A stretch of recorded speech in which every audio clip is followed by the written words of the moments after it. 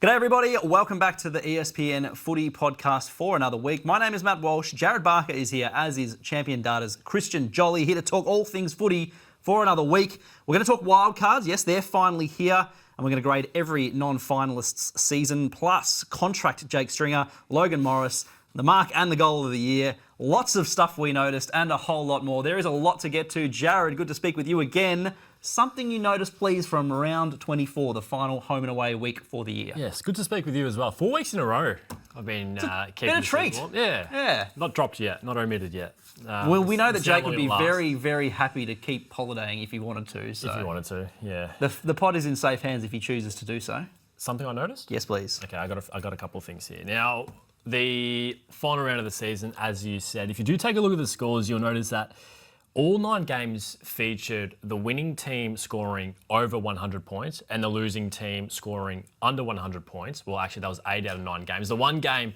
where that didn't happen was the Giants, who lost with 101 points. So close. There's a little quirky something you might have noticed this weekend when you look at the scores from the final round. It's pretty interesting. Maybe just, I don't know, high scoring, two in the rack, just very offensive.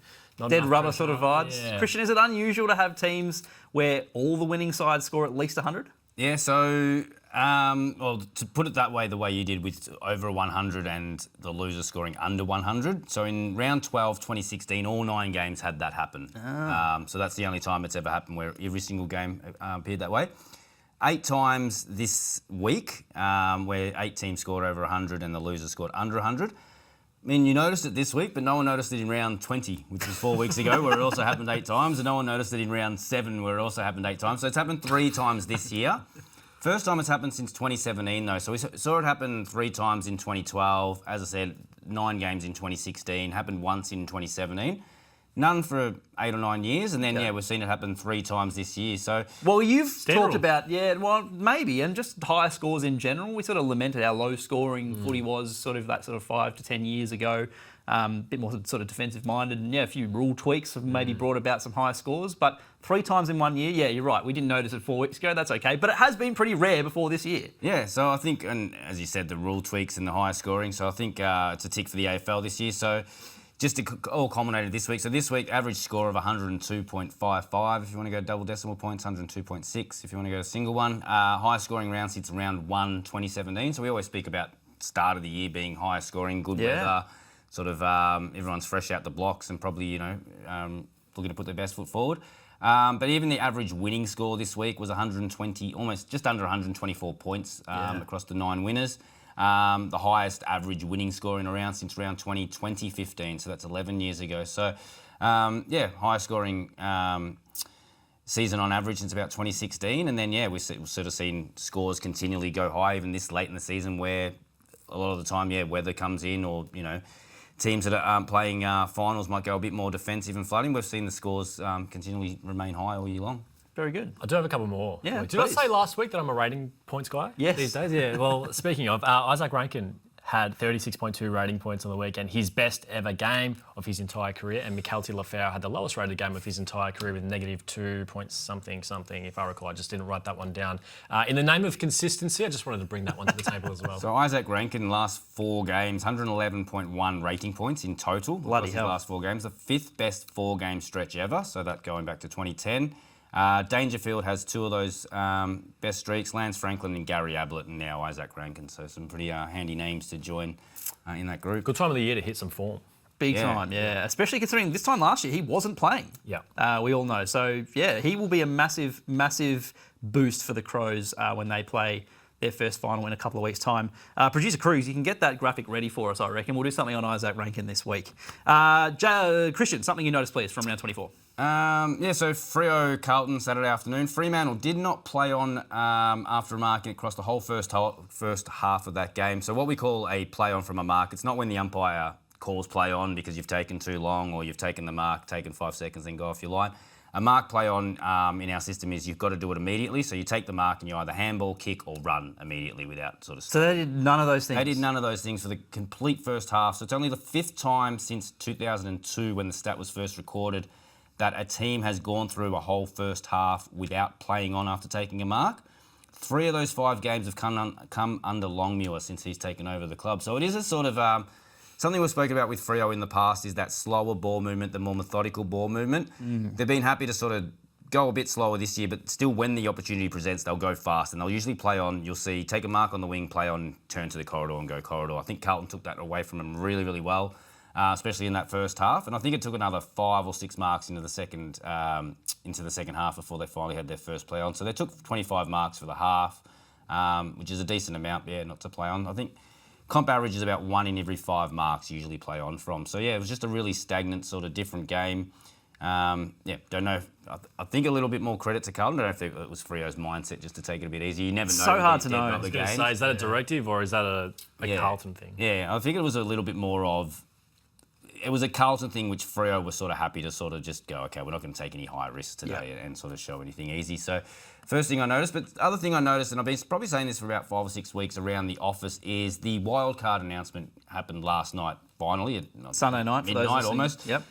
Which was too late for my liking. But it was pretty clear, I think, from start of the year which wildcard had to be played first. So, and it has to be like this going forward every other year, I think, just for the narrative of the drama. Jeez. 8th versus 9th has to be the first wildcard played of the weekend. Yeah. Reason for that being is we know that the teams get reseeded after wildcard. So the highest ranked winner will go through and become the 7th best team, and the lowest ranked winner becomes 8th. If 8th play 9th first, which is what's happening this week, and we go with, say, Collingwood win and they're coming from 9th, they win. Nobody knows whether they are the highest ranked winner or the lowest ranked winner until we find out whether Carlton wins or loses the next night against Melbourne. Yeah. And same as if the Bulldogs beat Collingwood, obviously they're the highest ranked team. They don't know if they're going to be the highest ranked team, so Melbourne foot. So I just feel like the way the AFL likes to build drama and narrative and things like that, I mean, it's their wildcard games. You're going to get eyeballs on them anyway. They're finals, they're knockout finals. But I think to add to it, you get to Saturday night, Carlton, Melbourne, and there's at least 5 fan bases that will be invested in that game and in that result, because you've got whoever wins on Friday nights watching along, wondering where they finally finish off. Plus, you've got the 2 teams waiting for you in the next 2 rounds. Plus, you've got the 2 teams obviously playing that night. So, don't be surprised to see it pretty much put in stone. I think the AFL has to, I don't think they want to shoot themselves in the foot and play 7th versus 10th first. 8th versus 9th, wildcard Friday, every year going forward, 7th versus 10th, Saturday night, twilight. It makes sense. Can't play it any other way. And they could have announced this in round 1, said, get to wildcard, 8th versus 9th will be played first, 7th, 10th, 6th. So that makes sense. Do you really think the AFL took that into consideration? Yeah. You don't think it's just a broadcast thing, depending on which teams are actually playing? No. I hope you're right. I think with only the 2 sort of iterations of it, it was pretty clear cut to me, and hopefully it was pretty clear cut to the AFL. This is the only way we can play the wildcards. Yeah. A few nervous Crows fans watching, I think, just making sure that they do, they probably don't want to get Collingwood, given some of the history that they've had recently. Well, that's the thing. If it's a Collingwood and Carlton win, it's Adelaide versus Collingwood. Yep. Collingwood's Adelaide's kryptonite recently, and it'll be Carlton versus Geelong. Also have a good record against the Cats, the Blues. Yeah, so if Carlton and Collingwood win, it's a pretty interesting pathway. We talked a lot of shit about the well, wildcard. There is another one I noticed, and I never look at betting 3? odds. Never look at betting odds, but 9th and 10th are now the favourites to win the 2 wildcards. That's how it should be, I think. First wildcard ever where the 2 underdogs or 2 lower ranked teams are the favourites. Can you tell him that I called that a couple days ago? No need to brag. We're all a team here on the podcast. If I have an opportunity to pump my tyres, I'm going to pump them. When's Jake back? 2 things I noticed, please. Jack Gunston continues to have a wonderful year when he plays and he's not being rested. But in particular, it seems he's got a good affinity to play at Optus Stadium over in Perth. Not only at Optus Stadium, but he loves first halves at Optus Stadium. So earlier in the year, he had 5 goals in the first half against Freo, and on the weekend in round 24, he had 4 goals in the first half against West Coast for 9 goals across 2 first halves at Optus Stadium in 2026. Bit of a mouthful. Christian, that's got to be some sort of record for playing on the road in first halves as a forward. Yeah, so we have to look at the same venue in the same year, so maximum of 2 games obviously you have to play, and it's sort of come out as a very, very Perth stat, this one. So to average, 4.5 goals is what he averaged in a half of football. 4th time someone's done that at an away venue across the same year. So Jarryd Roughhead in 2010 went over to Subiaco, which was obviously West Coast and Freo's old home ground. And in the second halves of those games, he ended up finishing with 9 goals across the second halves. Brendan Favola, 2006, also at Subiaco Oval over in Perth. In first half, scored 9 goals. Got Jack Gunston, as you mentioned, this year, his 2 first halves that he's played there. This year's kicked 9 goals. And the other Perth connection is Matthew Pavlich, who was playing for Fremantle in 2005, came to the MCG where he only played 2 games that year and scored 9 goals in his 2 first halves there. So 4th time has happened, and 3 of them have been guys going to Perth to do it, and one's been a Perth guy coming to Melbourne. Has anyone done it more than 4.5 or 9 goals over 2 games? Not in a half. In a half? Not in a half of football. So that was the equal most between those 4. He had that overturned one that was touched as well. Gunston. Yeah. Big first half guy. And he'll get a chance to be going over there again in 2 weeks. Yeah. So obviously, and see, this is as well, like if they hadn't have had the wild card and if they'd scrapped the pre-finals bye, you could have had the situation where Hawks were going to Perth to then come back to then go back to Perth in the same week almost. Yeah. Anyway, some interesting stuff that a lot of could have beens and should have beens. Something else I noticed: rollicking finishing under the lid between Essendon and Port Adelaide on Sunday. So not a whole lot on the line in terms of, I guess, getting something out of the season. But the Dons, if they'd have won, would have jumped off the bottom of the ladder. And with about 2 minutes left, Zach Merritt put them up. The fans were going crazy. It was a good crowd under the lid, but then sort of Port ripped it away with 2 goals basically in 2 minutes to kind of finish it off. Mitch Georgiades and then young Whitlock. But what I did notice in that last quarter, Port kicked 5 goals straight directly from centre bounces, Christian. That's got to be a record. Yeah, so 31 points in total. So they kicked 5 goals, 1 31? bounce, yeah, in quarter 4. They kicked 5 straight. Oh, the punch over the line at the end after the siren. Yes, the very. I thought it was 5 also, straight. I thought it was. There was almost 3 centre bounces in a row. I think that they did score from in the end. 31 points from 4th quarter centre bounces, equal 4th most points from centre bounces in a single quarter. But if you extract that out, it was 72% of their overall score. So again, for that's that also so it's also the 4th highest percentage. If anyone who has at least scored 30 points in a quarter and gets at least over 70% of their scores from centre bounces. So I'm sure we would have seen the team score 6 points for a quarter, and that goal came from centre bounce. Therefore, 100% of your score came from centre bounce. So that's why I used a 30-point minimum. But yeah, definitely relied on that. And as you said, it was Essendon had the lead, and then those last 3 centre bounces basically, took the game away from them. We'll talk about the sort of non-finalists and how we grade their situation, JB. But if you're a Essendon fan in that situation and Merritt kicks the goal to take him off the bottom of the ladder, does the 1 draft pick difference and getting the first crack at the open pool matter that much? I mean, would you be that upset that Port won in that situation? As a fan? Yeah. I mean, you look at the reaction from the fans when he kicked that goal. All up and about. Life just got sucked out of them 30 seconds later. I know. Pretty brutal stuff. It doesn't really matter that much, does it? You're not getting the 2 best kids in the country. We'll talk about a guy later on in this podcast that was taken in the mid-30s, and every team had a couple of chances to pick him up and didn't. So I will say, though, it's different. So top-end talent may be a bit different. Yeah, I reckon that the late first round, early second round picks that you get probably don't matter, but the first round picks matter if you're right at the top. Yeah, that's what I'll say. Archie Butler's an Essendon supporter. I'll just put that out there as well. The season is over for 8 teams, not 10. Had to make sure I wrote that down correctly. So let's grade their seasons. We'll take a look at the non-finalists and see how they went in terms of maybe what we'd expected at the start of the year, how things played out, injuries, all that kind of stuff.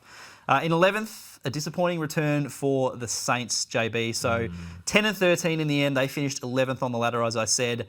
The big story was all the names that they brought in on big money to try and improve and make the leap into the finals, an expanded finals this year around. And they couldn't do that, unfortunately, under Ross Lyon. So how do you sort of, I guess, gauge the Saints season? Yeah, we spoke about them last week. They're stuck in a land of mediocrity, which they've lived in for a very long time.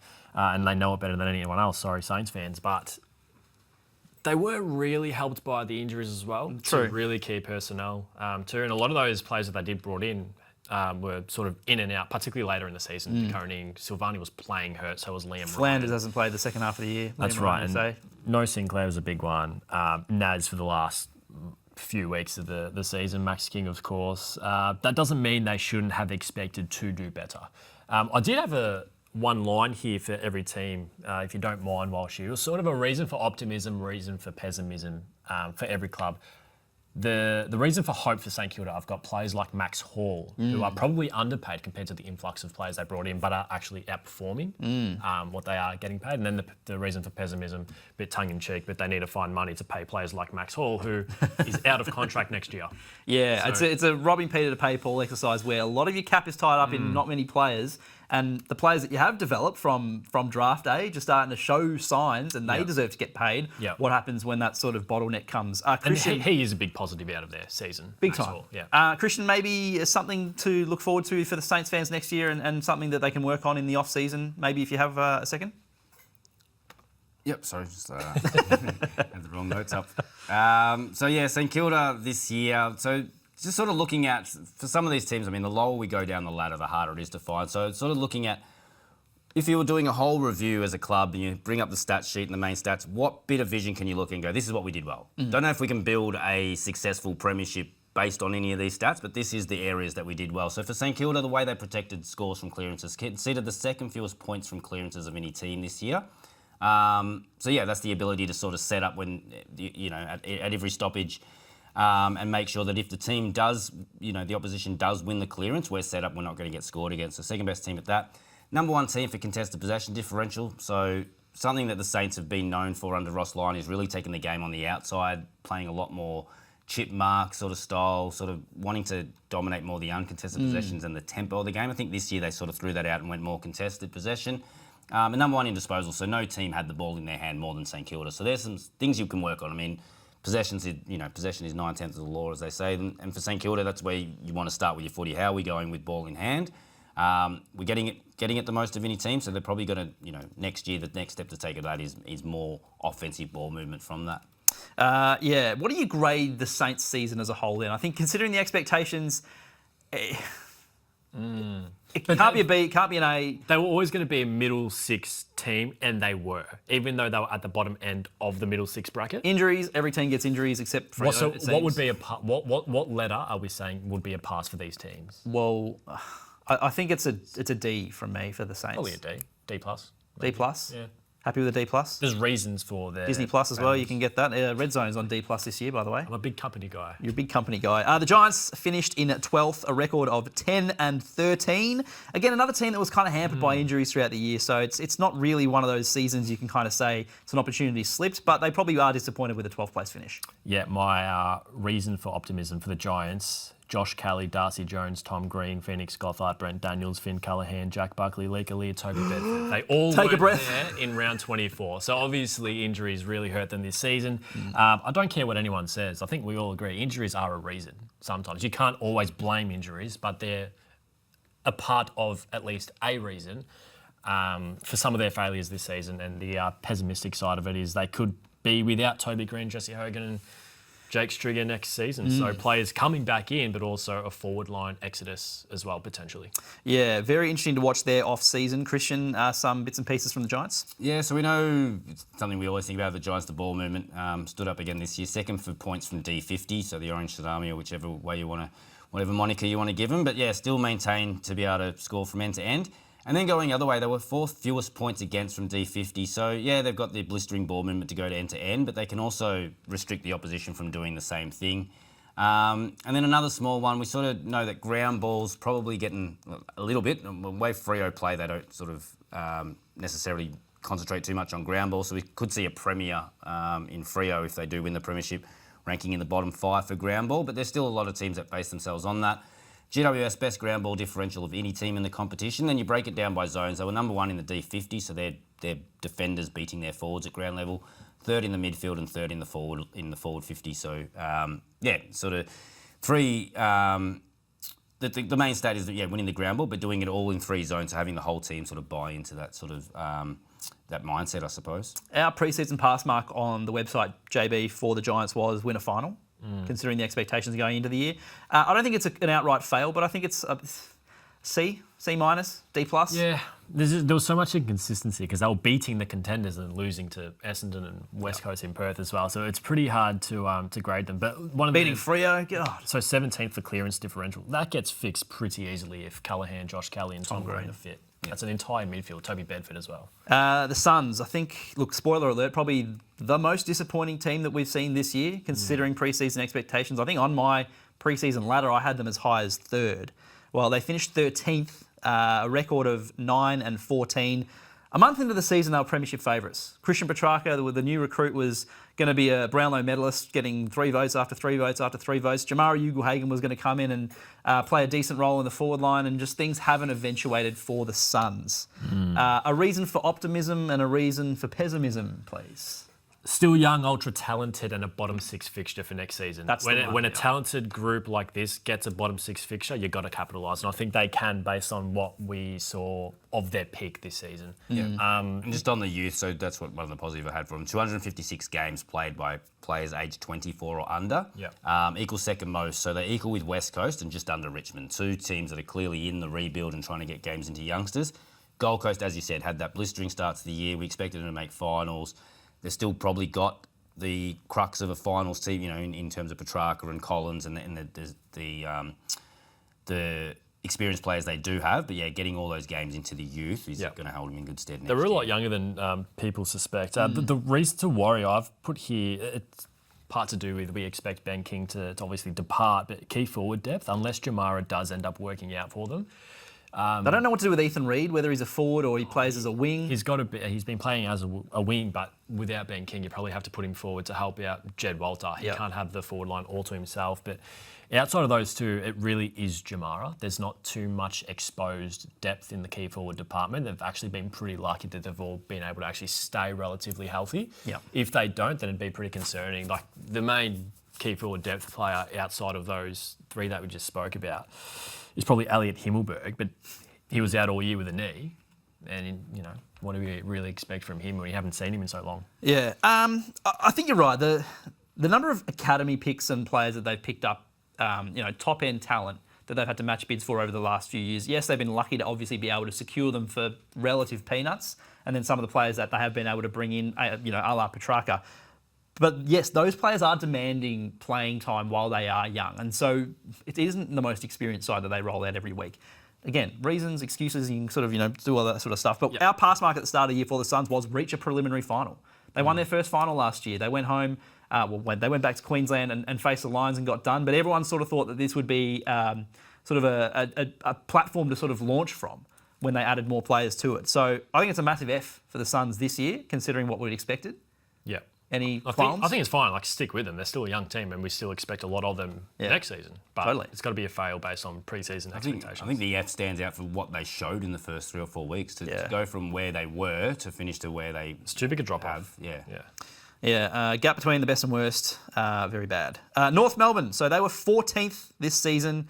A record of 9-14. So that's 4 more wins. So they won 5 games in 2025. So 4 more wins this year, but different times. They were sort of lambasted in the media.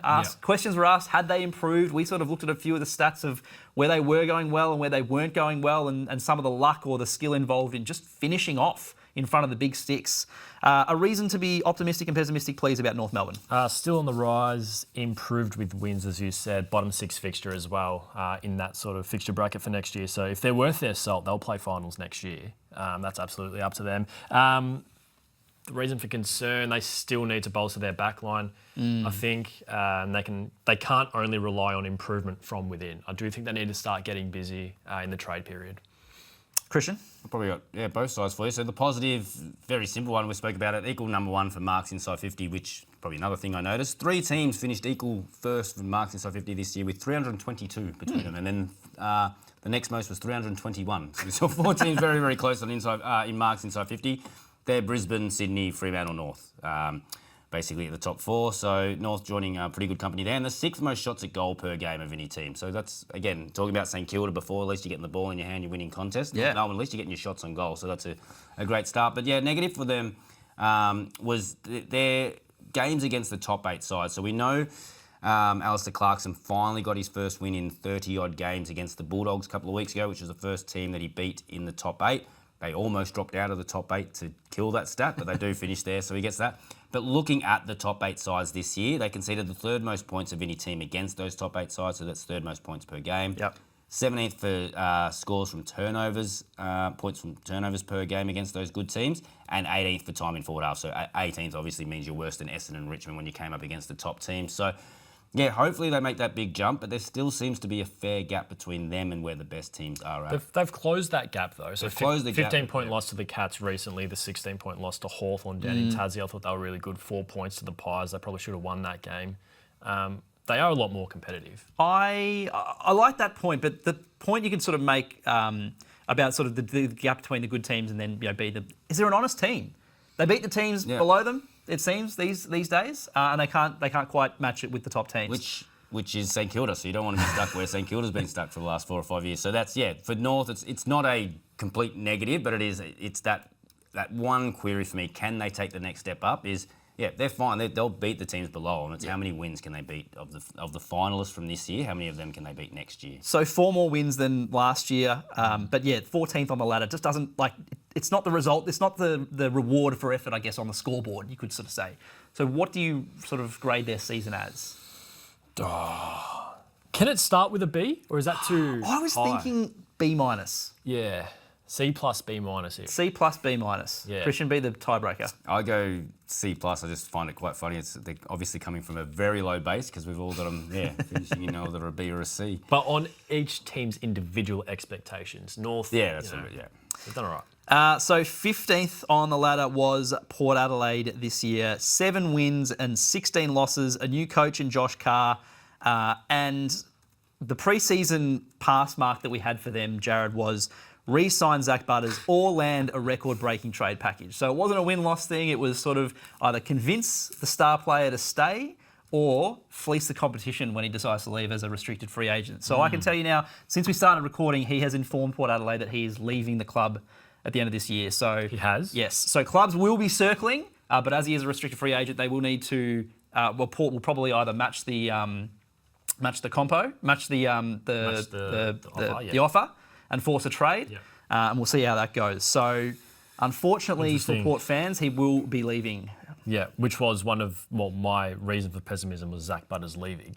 To be fair, without him and since he's been injured, no Rosie, I think Jace Burgoyne's gone in there, Joe Richards has been good. exposed into the midfield as well. They still have Horn Francis, Rosie will come back. So there's, Ollie Wines says he's sticking around as well. So optimism can be competitive. I think they were largely with most teams, especially towards the start of the season.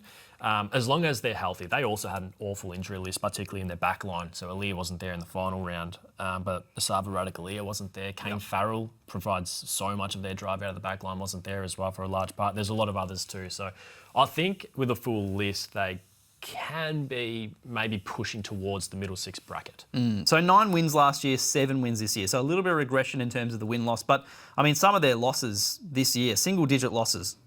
West Coast in round 3, Hawthorn round 6, Adelaide round 8, Western Bulldogs round 9, and Sydney in round 14. So it showed they had the opportunity to win even more games. And we talked on this podcast maybe 6 weeks ago, Christian, about how they were a bottom 4 side with a percentage of very, very close to 100. Yeah, so 5 losses by 3 points or less in one season, equal most on record. So the only teams that have had as many close losses in a season were Hawthorn 1931 and Bulldogs in 1950, where we know the scores were a lot lower and the seasons were a lot shorter. So, so 5 times where they, a kick or so going their way and they get those results going their way. So I think a good year for them. The positives I had for them in terms of outside of the close losses and the almost getting there is that they were the second hardest team to move the ball from D50 against. So as a new coach coming in, that's probably one of the things that's hardest to implement is how do we want to set up when we don't have the ball? Everyone knows what to do with ball in hand and flair, and that's a little bit easier. It's like when you don't have the ball, can we get a consistent setup going? They had that going all year. Second best clearance differential of any team as well. And the other thing that talks to their setup is they were the 7th hardest team to score against from intercepts or from turnover, whichever way you want to look at it. So I know 7th as a ranking doesn't stand out, but as we said, we bracket everything into top 6. But top 6 is where you want to be for a lot of the stats. So just be sitting 7th in his first year as coach. I think he's shown good signs in terms of he's got a good setup of where he wants everyone to be. Now it's about bringing in the attacking flair and getting winning scores on the board. If you had to grade their season, JB, it's probably not a fail, but it's not an A. D minus. D minus. Yeah. D minus? Yeah, I think so. What would you have? I'm happy to give them a C plus. I think they're very close to North. Yeah. Really? I think so. I would have had the very similar expectations on Port and North coming into the year. Okay. C plus for me. West Coast, 16th. 4-19 this year. So 2026 pass mark that we had on the website, avoid the wooden spoon, which they did. So tick there. Maybe that was a little bit low in terms of our expectations. Yeah. But West Coast had a bit of a challenging year. The losses continue to pile up, which is going to put more pressure on Andrew McQualter given the amount of time that he's been at the helm. But I think the positive for West Coast and that fans can sort of understand is that they've been able to get games into guys that are going to be there long term. Yep. So Willem Dersma, Cooper Duff-Tytler, Bo Allen, Josh Lindsay, Tom Gross, Joe Shanahan kicked 29 goals this year as the sort of second key forward behind Jake Waterman. So there have been a few positives in just terms of guys getting up to speed at AFL level. Bailey Williams has sort of shown enough as a ruck that he can sort of maybe not, or he can sort of take the leap and be that sort of guy that they can rely on. So I don't think it's been all doom and gloom, even though the win-loss hasn't been great. Yep, I agree. I actually forgot to put down West Coast here, but I think you touched on the reason for optimism would be the young core that they can actually build around with Harley Reid and William Dersma at the top of that. In terms of the stats, though, is there something... Because usually when you look at a younger team, a team that's on the rise, that's still building at the bottom of the ladder, you usually want to see... They're not the finished product, that they're going to be building something that at least have to establish a brand. Can you see what sort of profile or game plan Andrew McQualter is trying to build there? Probably not. It probably didn't stack up for the whole year. So they were sort of built on contest and pressure. So pressure, they've been pretty good for a weaker team. Their pressure has been up there. Probably didn't hold off for the whole season, so it probably dropped away by the end of it. But I've got the same thing as you. It's just probably the names that they found. So the positive for me was the key position find. So we've got, I don't know if you mentioned him, but Ruben Jimby, sort of a forgotten player because of his hamstring injury. He was in AA contention before he got injured. So for sure. we look at relative ratings. He's going 22% better than what he should be at his age in his position. Jobe Shanahan's 10% better than what he should be in his position. Bailey Williams finally became positive and he's plus 6% as a ruckman for his age. Yep. And Duff-Tytler is just under where he should be, but sort of, not bad for such a tall guy coming in and playing the 15 games. A lot of the guys we're comparing him to might have played 6 or 7 games and just sort of got some easy sort of looks at it, whereas he was thrown straight in. So, and that's outside of the obvious ones of Reid, Dersma and even Lindsay, who are all high draft picks. I think just having these tall guys also come along at such a young age being good. But what I've done for West Coast is, as I said, by the end of the year, they were back to being 14th to 18th in a lot of stats. So comparing them to themselves. So most points per game for themselves since 2021. Yeah. Fewest points conceded for them since 2021. Most points from defensive half of any team, most points from defensive half for them in a season since 2019. And then looking the other way is the fewest points conceded from forward half since 2019. So that is, losing possession and just getting beaten up in your back half. They sort of were able to avoid that a lot more this year. So, baby steps for them, and they took a lot of good baby steps in the right direction in a number of areas. As I said, by the end of it, by the whole season though, their main strengths from round 11 to 12 probably didn't hold up for the whole year. So it's that the age and the experience that probably is going to get them through. We spoke maybe towards the start of the year, maybe halfway through the year, that the darkest days are behind them now. The upswing of the rebuild is happening, and those sort of stats illustrate that. Most points in a game for 6 years. Fewest points against in 6 years. So that is now the upswing part of this rebuild, where the darkest days are over. And might not be sort of 10, 12, 14 wins next year, but it might be 5, 6, 7, 8. It's kind of like what North did last year. So the trajectory is coming and the positive days are coming. But I think the interesting question that I have for West Coast in the next 12 to 24 months is what happens with Andrew McQualter. I've always sort of said that the rebuild coach is always the fall guy, and whether they're given enough time to turn around the win-loss record. Adam Uze is another example of that, and we'll talk about the Tigers in a minute. You can't ignore his winning percentage, which is so bad. But how long do you sort of stick with that plan and keep seeing it through? Because eventually the win-loss gets every coach right. You can at least see the identity there. For such a young team, there's not much you could have expected, but I think they've been largely okay. So 4-19, what are we grading them? I think it's a C+ again. Yeah, I would have said C-. C? I can settle on C if you're happy with a C. You want to do C? Christian? Yeah. Sure. I'll stick with you, yep. The Tigers finished 17th on the ladder. They had 5 wins last year. They had 3 wins and 20 losses this year. So in terms of the win-loss, another regression. But I think what we sort of came away with last season was that they probably overperformed given the expectations that everyone had. And when you think of the rebuild as that sort of bottoming out and then shaping back up again, I know this is terrible radio for anyone listening as a podcast, but the hand signals make sense. I think they're kind of sort of at that bottom part, and maybe they're still on the way down. And getting games into young kids is great, but the mature bodies and mature players that they are leaving the club is just costing them. So I don't know, a case for optimism and a case for pessimism from you, JB, Pretty much on the what Tigers? you said. Young team, a lot of promising youngsters there. But way too many injuries again for there to be any consistent Also true, yeah. performances. So But it looks like Josh Smiley haven't played a game that they drafted a couple of years ago that were highly touted first rounders. that's the thing. That's also part of the reason why I'm saying that this is the reason for pessimism. They're still going to be a really, really young team next year. It's not like they're going to win that many games in 2027, I don't think. So, yeah, the path for them to rise up the ladder, I don't think is a quick one. No. Some stats, Christian, on the Tigers. Yeah, so I've done positives, and honestly, across the whole year, not one real positive area that you could look at and turn to and go, this is just something where we can look at them, on bits of vision and go, why did we do this well? But, in saying that, from round 16 onwards, they conceded the fewest points of any side from clearances and had the 8th best clearance differentials. Just little signs, but we always scream out about when all these teams are, and you just said it earlier on about North Melbourne or West Coast, is showing an identity, showing us something that you're going to take pride in and just start from a similar base. I think this clearance stuff for them in the last 8 or 9 weeks of the season was where they've started. They got their setup right. They were able to win the clearances. As I said, 8th best clearance differential means they're almost breaking even with their opposition. But when they were losing it, they were set up really, really well behind the ball and became the hardest team to turn those into a score. It's something little. We know a lot more scoring comes from turnovers than clearances, so they need to fix their turnover game. But as I said, for a whole lot of 17s or 18s, and then when you sort of just look at their season in seasonal split or weekly splits, round 16 onwards really stands out for their work defending the clearance. So round 0 to 15 conceded the most points from clearances of any team, and then conceded the fewest points of any team from round 16 onwards. So a real big turnaround.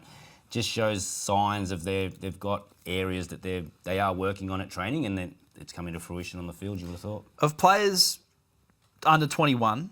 Liam Fawcett played 7 games, Jonty Fall played 10, Patrick Reshko played 17, Trainer 10, Armstrong 4, Taj Houghton 9, Sam Law 12, Jasper Alga 8, Noah Roberts-Thompson 3, Sam Grill 20, Sam Cumming 14. All under 21, all getting games as well. So this is just part of the long process that Tigers fans will have to endure as the team does undertake this rebuild and they get more games under them. But, I mean, that's another positive sign, I think, is that while you do have teams that maybe try and stretch and use the veterans as long as they can, which Richmond probably did to be fair, but other teams still doing it. Richmond have now very much turned to youth and are trying to play them as much as possible, which is a great sign, I think. Vlosten and Broad and... Prestia. Didn't mean to retire Vlosten. Broad and Prestia already said Broad and Prestia already said they're moving on, which does leave basically Vlosten from their premiership. Taranto, who's an older body but wasn't there at that same time, and Tom Lynch. And Nankervis. So it's an interesting time for Richmond. I can't see the improvement coming in leaps and bounds next year. I think it's going to be sort of another one of those hunker down years. But what do you give them as a grade for 2026, JB? I said E. Not quite a fail, but... They avoided the wooden spoon, which is something. And they got a guy named Sam Lawler. That's something. Fair enough. I'm happy with E. Christian, any thoughts? Yeah, I would say an F, but it's sort of an F that you were expecting to get anyway, sort of thing. So, yeah, fair enough. And then finally, bottom of the ladder, disaster year all round, really, unfortunately, for the Dons. They went 2-21 to finish on the bottom of the ladder. Our pass mark on the website have a winning record post the mid-year bye, which they had done in previous years. They were real front runners. Or where Essendon, Carlton, Collingwood were all in the top four at the midpoint, round 15 or something. Yeah, and then it sort of fell away for the Dons. But yeah, bit of a dire year. They sacked Brad Scott after 10 games, barely treading water since. Not too much silver lining. Maybe getting games into blokes again, sort of Sullivan, Roby, Dyson Sharp, Nate Caddy, Kako when he's been fit, and others. I think the biggest problem that Dons have is just the vacuum of on-field leadership. Yeah. And if Zach Merritt leaves in the off-season, I think that's just going to get even more pronounced. It's going to get worse before it gets better for Essendon, in my opinion. But please, a case for optimism for Dons fans out there. I'll give you one. Okay. 2 words. Nate Caddy. Yeah. The reason for pessimism. I've gone off-field here. Potential board upheaval, which has been threatened by a group of members should they not hire James Hird as to be their next coach. So that's not what you want when the club needs galvanising. Can I just stability say, is a bit more important. One of the last times we had a threat of a board spill for a big Melbourne club, I'm pretty sure it was Richmond. And I think the next year they won the flag. Not that I'm saying Essendon's going to do that, but don't you remember the photo of some of the characters that were trying to overthrow the Richmond board? Some very unusual looking folk. Collingwood were going through a bit with Eddie as well, Eddie 2021. True. Yeah. Who knows? Some stats on the Dons, please, Christian. Yeah, so this was really one where look at all the stats and just try to find anything that come out high. I can't really make a case for any of these things. As I said, I don't know if you can build off any of these stats, but things they were high in. 4th best disposal efficiency, 4th best kicking efficiency of any team. Sounds all right, yeah, they're good ball users, but I think they're too safe. I think that's the problem with them. They just don't take the high-risk kicks and handballs. 6th best D50 ground ball differential, so the defenders weren't beaten up by small forwards is basically the easy way to look at that.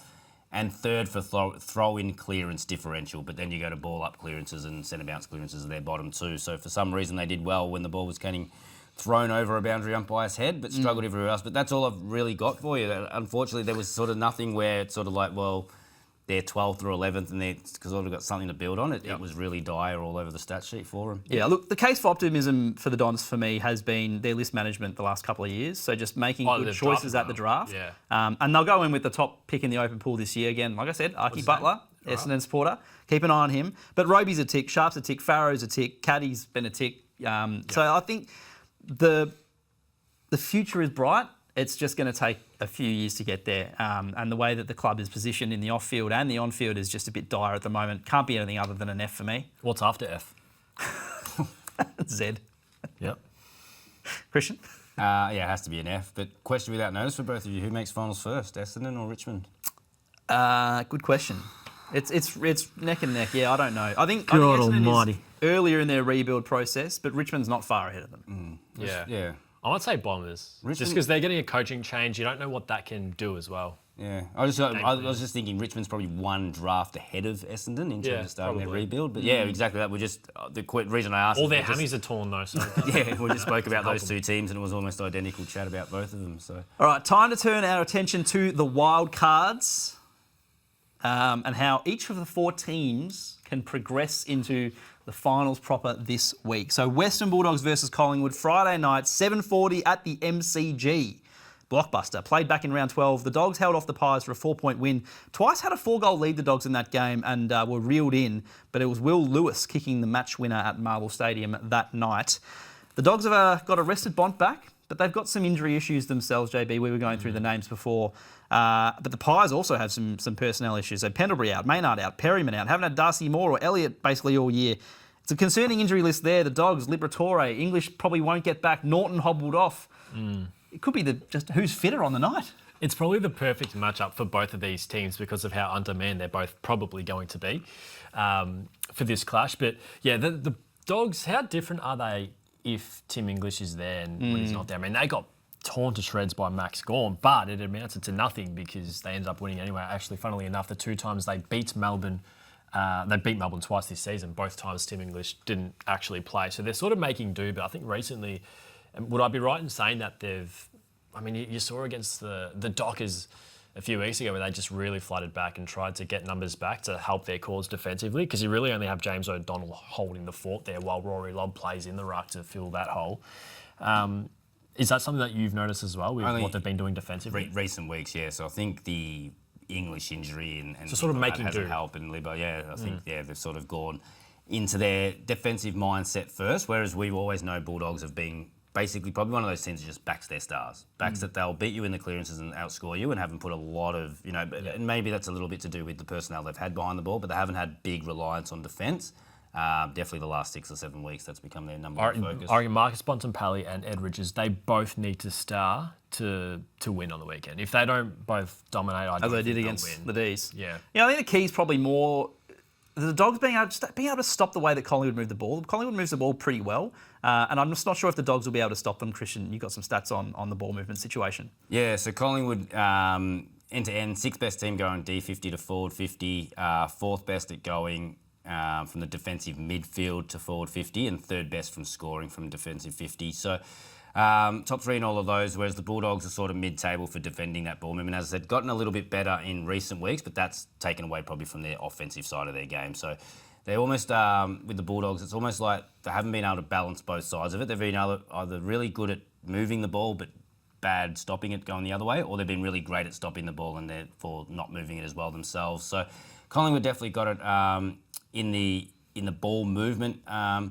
area, but where they've sort of both quite lower ranked and where it could get a little bit messy. We talk about finals always being a bit more chaotic. Yes. Nothing goes perfect in finals. Score per inside 50. So both of these teams have made finals, being Bulldogs were 14th for turning an inside 50 into a score this year. Collingwood 11th. Goal per inside 50, which accuracy comes into that a little bit, obviously. Bulldogs 13th, Collingwood 11th. But then going against, Bulldogs have been 13th for score per inside 50 again. So basically breaking even with their opposition. You can see it in their percentage as well. Their percentage is under 100%, didn't quite win the season. Whereas Collingwood are number 1 for score per inside 50 again. So their forward line might not function as perfectly as all the other good teams, but their defenders just do not concede scores and are very hard to score against. So quite interesting in terms of that both of them sort of could be a bit hit and miss going forward, but Collingwood have definitely have the advantage on the defensive side of field the way the season's played out. How do you see this playing out, JB? Is this a case where, we looked at the odds, but it's the team lower ranked that's actually the favourite in this one? Yeah, I think that's right. I don't put too much weight on the Collingwood loss to Brisbane. I mean, they're just nowhere near as good as Brisbane, but I also don't think they were going all out and playing with as much intensity. They're one of the best pressure sides, right? 1 or 2 with Adelaide this season, the Pies. So I think we're going to expect more pressure. So in terms of a finals game, you say it's chaos, more so in finals than it is in the home and away season. Does chaos versus control, does that suit Collingwood or the Western Bulldogs with what their profiles are this year? Probably Collingwood a little bit more, but as I said, this year it's really fascinating to watch. Every other year we get to the end of the home and away season and it's about 45% split between chaos and control games, with maybe chaos leading some years and control leading this year. I think it's about 70 or just under 70% of games are being controlled this year, which is a record high. So it's been a very, very controlled season.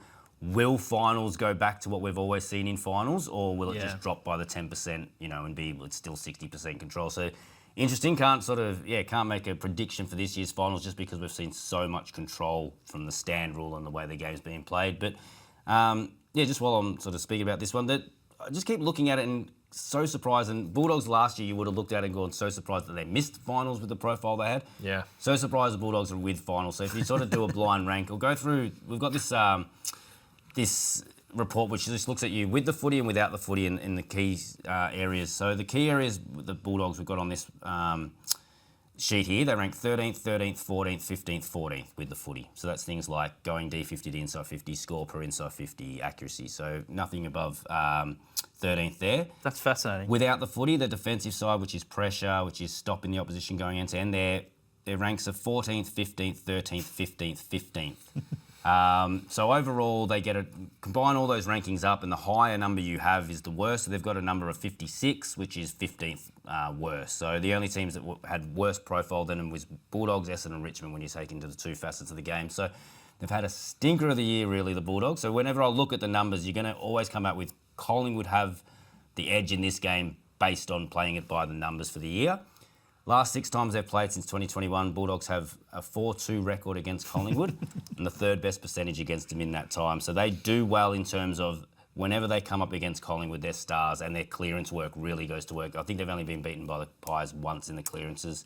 If the Bulldogs can get back to the way they've beaten Collingwood in the past, I've got a little bit of confidence in them. But if they just keep rolling out what they've rolled out this year, Collingwood by 9 goals. The Dogs have always been a very strange champion data exercise. Last year I said they're the sexiest team to analyse because their numbers are always so high and they've got such good elite players.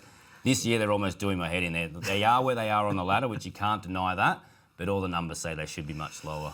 Tip and margin. I think I'm going to go with Collingwood by 4 points. Yeah, I got Pies by 8 points. I'll go a bit more. Collingwood by 20.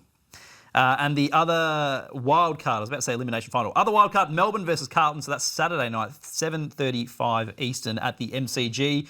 They met in round 3. Carlton famously went up 43 points in that match, kept the D's to 1 goal at half-time before the Demons stormed back, kicking the last 7 to easily win by 23. Just part of that Michael Voss era where you've almost just got to chuck the tapes from that first half of the year under Voss Christian compared to what they're doing now.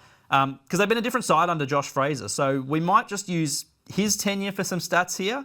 but maybe use the whole year for the Ds if we're going to look at how this one shapes up. Yeah, so get to finals time, take stock for the year, and you look at so we've got the Premiership Standards Report where we always speak about on this podcast all the time, top 6, bottom 6 across the whole year. Can't think of another year where a team's got into finals and it is just so irrelevant to look at such a big block of games as you mentioned there. So Carlton under Voss, we've sort of chucked out those numbers. We know what happened there, and we know how much they've turned around to be sort of on top of the form ladder since Fraser's taken over. So, yeah, a lot of the stats I've looked at here is Carlton's last 14 games versus Melbourne's whole season. But I'll start off by saying just the head-to-head battle between these two. So you mentioned the 23 points last time they played. That's the biggest margin in the last 7 games. 5 of the past 7 games have been decided by 8 points or less. 7 of the past 10, if you want to extend out this far. So that was a lot of those were Voss coaching against Goodwin. So it's the first time Fraser's ever come up against King. So not sure how much will change. But these two teams have always prided themselves on clearances and contest, and has been where they've sort of done most of their work. And then, so you look at this year for Melbourne, they have the 3rd best contested possession differential of any team, and Carlton have the 4th best differential under Fraser. So both still doing contests really, really well. The one area of the game that sort of flipped from other times that they played is Carlton is now the number 1 team for uncontested possession differential. And Melbourne is 14th. So taking the summary of that is Melbourne are well built, obviously getting so high on the ladder, almost being, 4 weeks ago, a chance to finish top 4, playing this chaotic game. We just want to go helter-skelter, fast as, don't want to chip it around and play keepings off. Fun and dangerous. Keep the ball in motion, fun and dangerous, perfect way to put it. So Carlton, number 1 for disposal efficiency this year, under Fraser. Melbourne, 13th for disposal efficiency across the whole year. So don't even need the ball more than the opposition, just need to use it better and faster. Carlton are a lot more methodical, and especially, last few weeks, finding at least 100, 110 uncontested marks. I don't think Melbourne want to get anywhere near that number because that's not going to be their style. So exactly what you said before, I feel like when we talk about control versus chaos, this wildcard match here at the moment is the ultimate difference. It's a test. Epitomises it. Massive test. Is control going to stand up by Carlton, or is chaos going to get them by Melbourne? And that's almost what it comes down to. They're at the high end of both of those styles of footy as well. I was trying to look at the stats. I ran out of time before we started, so I didn't get too much of Melbourne. But Carlton is very Brisbane-esque, right? And you just said it there. So last 10 games, marks differential, they're 40.7, which is number 1 in the AFL. Lions are second at 32.3. The 3rd best team is on 17. So they really want to control the footy. And then uncontested possessions as well, 58.5, number 1 in the AFL. Hawthorn's second on 26. It's more than double the amount. So it is really the ultimate control with the footy team. I think, and we spoke about this before the pod as well, it's probably they're attacking to also defend as well, Carlton. Yeah, I think pretty good defensively. Exactly that. If you sort of chipping the ball around and everyone's maintaining their structure, if you do have a turnover, you're already where you're supposed to be when you've lost possession of the ball. Whereas we spoke about under the more contested possession game style, you're sucked into where the ball is and everyone's sort of just a little bit lost going on the outside. But yeah, in terms of both teams have, as I said, because we're looking at Carlton just from round 10 and Melbourne from what they've seen, both had very, very successful seasons, but I'll just reel off some stats. So disposals per game, Melbourne 14th, Carlton 1st. Disposal efficiency, Melbourne 15th, Carlton 4th. Kicking efficiency, Melbourne 13th, Carlton 4th. And handballs per game, Melbourne 13th, Carlton 4th. So done it very different ways. Both been successful with it.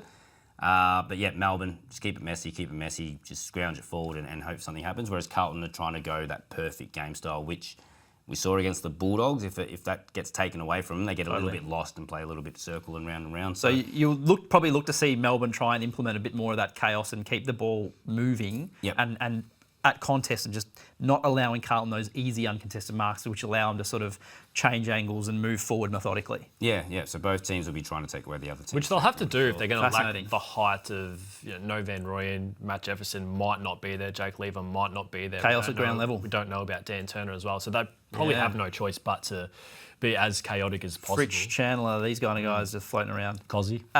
Do you have a tip and a margin for me, JB? I think I'm going to go, if Jake Lever doesn't get up for the Ds, we're recording this on a Monday, and obviously Van Rooyen and probably Jefferson out as well, I think I'm tipping Carlton by 10 points. Yeah, If I'm about the same. Lever plays, it's probably a bit closer and it's a coin flip and maybe it's the Ds by a point. I'm the same. I'll say Blues by 7 points. Yeah. Christian? I don't know why I do this to myself, but yeah, probably Carlton by 5. Why'd you do that? I don't know. Why would you do it to your own brain? I hate going in with expectations. Carlton have a bye this week. Shut up. Is the hype justified or is it hyperbole? We've got to whip through these because we're running a little bit we'll late. smash it out. With the introduction of the wildcards, the AFL should have scheduled Western Bulldogs versus Collingwood at Marvel Stadium. With the introduction of wildcard, Yeah. hyperbole, but I couldn't care less if they were to host finals at Marvel Stadium, if Marvel Stadium tenants were allowed that in the system that the AFL works under. I do want to just talk about the absurdity of the overreactions I've noticed with this conversation over the weekend here. Says a Collingwood supporter sitting in his level 2 MCG seat behind the goals. Hang on a second. Here is every final the Bulldogs have hosted in Melbourne that wasn't COVID affected this century. You don't have to go too far back here. So in 2024, they hosted Hawthorn in an elimination final at the MCG. Yep. They got 97k there. In 2015 elimination final, they hosted Adelaide, an interstate team, at the MCG. They got 60k. 2010, they hosted the Swans in a semi-final, an interstate team again. They got 39k there. They hosted Brisbane at the MCG in a semi-final in 2009. Again, that's at the G, not Marvel. 47k they got. They hosted the Swans again in a semi-final in 2008 at the MCG, not Marvel, and they got 42k. I couldn't care if they were to host a final in Ballarat, but the whole point is, if you weren't complaining in 24, don't complain now. If you weren't complaining in 2008, don't they've been complaining for long enough. It's been an issue for a very long time, so the whole conversation when it gets brought up every year is just exhausting and pointless as well. I understand finals, top 8, you're guaranteed a home state final, but you're not guaranteed a home ground final. I understand that, totally. The wildcards are something different. There's no precedent set. It's a carte blanche to kind of say, hey, we will do it at their home ground. Geelong, here, have one at GMHBA if you were a wildcard hoster. Dogs, go to Marvel and then sell as many tickets as you can to Dogs members and fans, and then you open it up to Collingwood. That would be fun to see. I would like that as well. Yeah. Again, it doesn't really matter what venue they host it at. I wouldn't care. But the AFL is running wildcard as finals, right? And they will get 90,000 and they will make a lot of money and a lot of eyeballs will be on it. And at the end of the day, it's whole wildcard it's going to happen. If you're hosting a wildcard, if the clubs were in charge of that and they got the ticket sales and they got to choose where they actually host games, the Dogs would choose the MCG every day. Other clubs would get the Dogs are not saying no to 90,000 at the MCG if they were getting ticket sales for that. Yeah, correct. That way. Yeah. If you're building a team, this is you. Oh, I do have one for you, Walshy.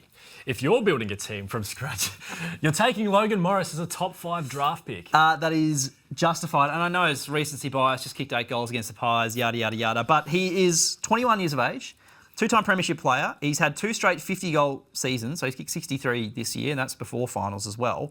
And has played just 66 games in his career. It is a phenomenal resume he's putting together, and he's so young. And if you look at him, he's still not physically what he could become. So I think I'm taking for the next 12 years at least, or whatever you'll probably get out of him as a 21-year-old. I'm taking that every day of the week. It's day costs.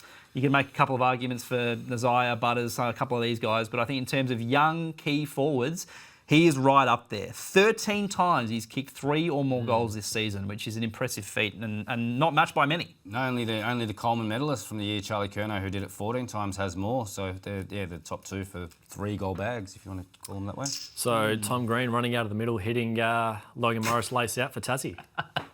JB, Jake Stringer is different gravy when he's playing for a contract. He's different gravy. That is absolutely justified. So his last 3 out of contract years, obviously this year he kicked 48 goals. Great return. Then it was 2024 before he signed the 2-year deal, which expires this year, 42 goals. Before that, he was out of contract in 21. He kicked 41 goals. So the last 3 times in his career, he's kicked 40 plus goals. So contract Jake Stringer is a very real thing. Do you have any more numbers that can actually pad this? Well, 2021 was... You had to send me the contract years. I didn't know what the contract years were, but you sent me the years to look at. 2021, he was the 11th highest rated player in the competition. From rounds 3 to 18, he was the 11th highest rated player in the competition, 16.1, but he finished with 17 per game anyway, which dropped him a little bit in the standings, but that was his career best season. 2024, probably not so much. He was 10.8 rating points per game from rounds 1 to 21 in 2024, then had 3 very quiet games to end the year. His career average, though, is 11 rating points, so that was very much on par. But this year, 11.9 rating points per game, which is the 4th high of his career. I mean, the one that's probably going to, I know you like ratings and most people will hear this and probably discount ratings a little bit, but he was the number 1 rated key forward this season. So he beat out Tracy McStay, Charlie Curnow, Riley Thilthorpe as being the key forward to average the most rating points per game this season. So That'll ruffle some feathers. It will, and But I look look at at his it as well. games, like- We look at it as well, and we sort of, not disappointed, but we look at it and go, geez, what's wrong with that? But then you go through and look at what he had to do for the team that he played for. He carried their forward line. He this did, year. yeah. And they might not have got to finals and finished as high as we expected them to, but yeah, break down his year and take away the sort of the stigma around him or anything like that. And he's genuinely been one of the most important forwards for their team this year. So, I think it's surprising he's the number one key rated key forward, but he is, and he's free to a good home for a Victorian club. So, But on a one-year deal, surely. yeah, exactly. Keep him in a contract year. What does that do to him psychologically? Like, Who knows? unreal. And last one before we wrap things up. With Connor McKenna's freakish finish and the Wizards' specky in the wet, we witnessed both goal of the year and mark of the year in the last round of the season. Either of you? It's probably justified because they're both worthy of winning the award. Okay, yep. I don't think that's mark of the year. I think In the wet? well, does that, More Croft-like. Does that There's been was some under the pretty roof? good marks. But I know Yeah, what you're dry, saying. exactly. Does that get you any extra credit for the conditions that you took? 8 days earlier, Will Hayward took a pretty good hang. Yeah. Who was the D that took one a couple of weeks ago as well against the Dockers? Is that Xavier Lindsay? Yeah. Might have taken a good one. Oh, I really like Dan It's hard. McStay's finish. Dan McStay's pick 6 has to be in contention. That's pretty good. Yeah, a bit more. McKenna's was nice. I think it was a though, bit as well. more intentional. So I McKenna, like that one. I know that's the one, but I don't mind the unintentional ones. Like McKenna one is like, get someone else to do that. You couldn't do that if Yeah. you tried. Whereas the McStay one, you could probably practice Yeah. it and get it. It's like Yeah. the McKenna one is like 80% of players couldn't do that if they tried. Like, True. I think that his snap off a step from 45 around the pretty body good as was well, yeah. just Not as good. Not as good. Anyway. All right, last one really quickly. Sorry, I missed this one. This was from reader Andrew Marshall. 14,429 at Marvel Stadium on Thursday night is, relatively speaking, worse than the 7,345 at NG Stadium last Sunday. No, it's not. Yeah, I agree. 'Cause it's Sorry. double. NG was no good. It's literally Yeah. maths. We knew that Thursday night at Marvel against the Suns was always going to be... Did someone send that in? Yeah, someone sent that in. That's. Hey, thanks, our thanks listeners- for listening. But Next week. I thought you only brought it up because you won our closest to the pin last week. What did you say? Did you say 14 or 14, did you say yeah, I 12? did say 14. I think if I you thought like that's why you were bringing it up. percentage of members who, maybe they're onto something. Hey, Coxie on the podcast on Wednesday, JB. Looking forward to that. Another Yeah. loss for the Dockers. Not concerned. We will get to the bottom of it. Well, I don't care what if you're concerned. I care if he's concerned. We at the Dockers are not concerned. And ESPN Footy Central on Disney Plus and YouTube every Wednesday. Dermot Hurdy. Hurdy all but conceded the coaching job to Mark McVeigh for the Bombers. So we might be able to get a little bit of his thoughts and his take on that situation as well. Thank you very much. It's been a big episode. Thank you for sticking with us. We'll be back next week talking more footy. We'll speak to you then.